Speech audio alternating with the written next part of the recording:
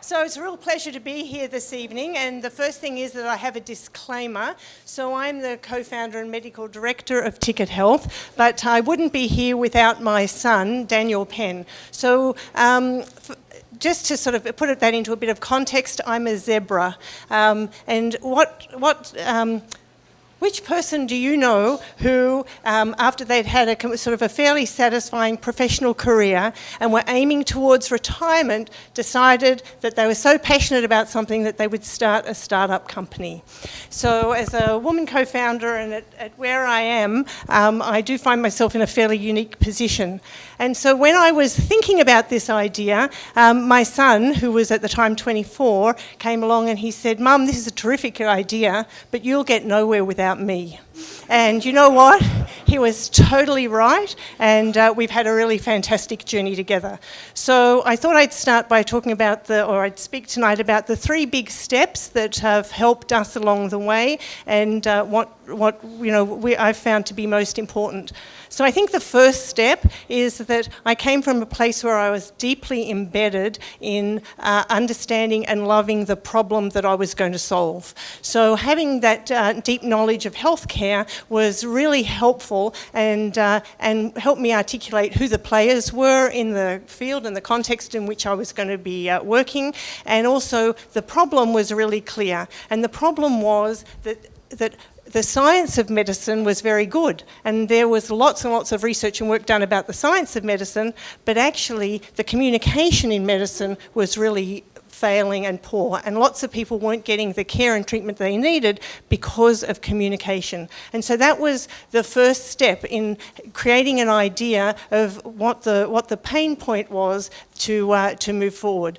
And then the second step, as we were going forward with this, was I did take a pivot and I did a master's in communications. And I think that helped me a little with where my next step, the second step that I want to talk about. And so when we decided to create a company, we decided to make it, to use design thinking as our primary strategy. So often tech companies are started through engineering and computer science, but design thinking was very important for us. And that's not only UX design, but our graphic design was very important. We've looked at environmental design, that is, where are the spaces that the technology is going to be used, communication design, how is it going to work between different people, and that's very important in a B2B type of setting, as well as UX design. And so the philosophy behind that strategy was that the technology had to work for people, and sort of not like art for art's sake, but and not have the people work for the technology. So that was our second step in sort of working out how we were going to form a company and move forward, and how we were going to approach the product. But then I met with Matt Switzer, who from Hootsuite, and Matt said to me, "You know, Sandy, the product's only 10% of what your company's about. You're going to need to focus on a few other things." And so the third step really was about developing the infrastructure and the processes of the company. And we've grown now, we're 15 people, 5 co-op students, and so in the process of developing the company, we've had to develop a lot of structure. So what I want to talk about is that as we sort of grew from bootstrapping us together at home to expanding out one by one, there were a number of things that were really important. And the first speaker today spoke about one of those with getting key performance indicators.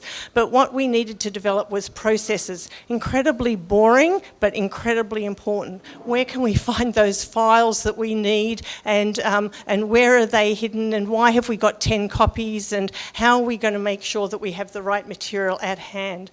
We needed the infrastructure of creating our team and having everybody with roles and positions where they understood what they were doing and what was expected of them. our team was terribly important, and we've got a really diverse team, 40% female, and for the 15 people come from 9 countries and speak 14 human languages, let alone how many other tech languages they speak. And so the importance was to accept that diversity, but we all need to be swimming along in the jet stream together. That is, it's important for people to bring individual ideas to the table, but we also need to make sure that they align with what we're doing. So I think that, and the culture of our company is incredibly important. So we have somebody responsible for our team culture. We have a Gold Star program. Everybody loves it.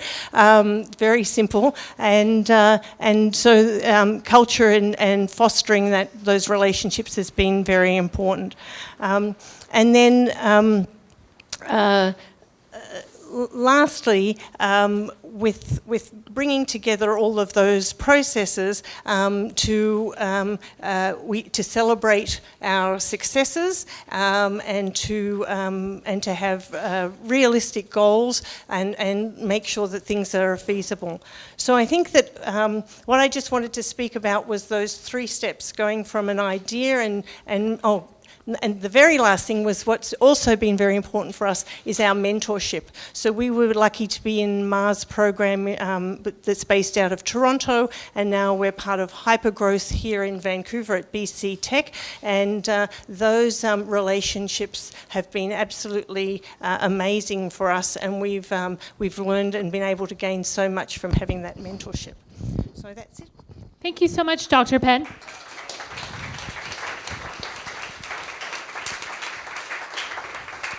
Any questions? Oh, this is a very quiet audience. Or do you have a question? Okay, perfect. You mentioned 1/4 of your employees are co-op students. What was the process like? How did you hire them? What was the process, and do they add any value? Yes, well, so it's a very interesting question, and our ability to hire co-ops that add value has matured over the period of time, and we actually have a co-op, most of our co-ops stay 8 months. We have one that's decided to stay for 12, so he's now like a junior employee.